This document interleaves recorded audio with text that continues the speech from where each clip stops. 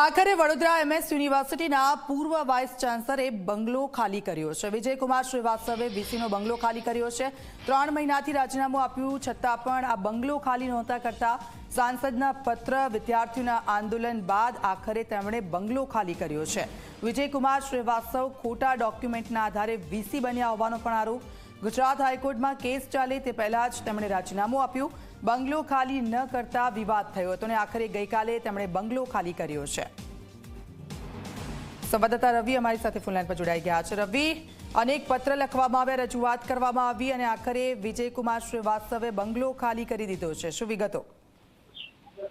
બિલકુલ વાત કરવામાં આવે તો વડોદરા એમએસ યુનિવર્સિટીના પૂર્વ વિવાદિત વાઇસ ચાન્સેલર વિજયકુમાર શ્રીવાસ્તવ લાયકાત વગર પહેલા તો વીસી બની ગયા અને હાઈકોર્ટમાં કેસ ચાલે તે પૂર્વે જ તેમને રાજીનામું ધરી દીધું હતું। જે મામલામાં 3 મહિના જેટલો સમય વીતી ગયો હોવા છતાં પણ તેઓ એમએસ યુનિવર્સિટીના સત્તાવાર જે વીસી બંગલો છે તેમાં રહી રહ્યા હતા। અનેક વખત યુનિવર્સિટી તરફથી તેમને બંગલો ખાલી કરવા માટે કહેવામાં આવ્યું, વિદ્યાર્થીઓ દ્વારા આંદોલન કરીને કહેવામાં આવ્યું, તેમ છતાં પણ તેઓ બંગલો ખાલી કરતા ન હતા। વડોદરાના સાંસદ ડોક્ટર હેમાંગ જોશીએ પણ તેમને ઈમેલ કરીને બંગલો ખાલી કરવા માટે અપીલ કરી હતી, સાથે જ વૈકલ્પિક વ્યવસ્થા પણ કરી આપશે તે પ્રકારની પણ વાત કરી હતી, તેમ છતાં પણ તેઓ બંગલો ખાલી કરતા ન હતા।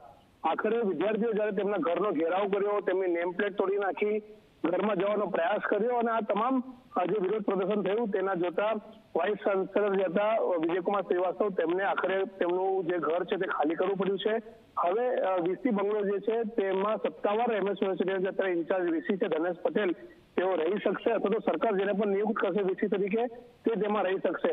ચોક્કસ કહી શકાય કે વિજયકુમાર શ્રીવાસ્તવ જે આરોડાઈ કરતા હતા તેમને પીછેહટ કરવી પડી છે। સાંસદના લેટર સાથે જ વિદ્યાર્થીઓના આંદોલનના કારણે તેઓ ઝૂક્યા છે અને આખરે તેમનો ગઈકાલે તેમને પોતાનો જે બંગલો ખાલી કરીને અન્ય જગ્યા પર તેઓ શિફ્ટ થયા છે। જી બિલકુલ, આભાર રવિ, આપની પાસેથી અપડેટ્સ લેતા રહીશું। તો આખરે એમએસ યુનિવર્સિટીના પૂર્વ વાઇસ ચાન્સેલરે બંગલો ખાલી કરી આપ્યો છે।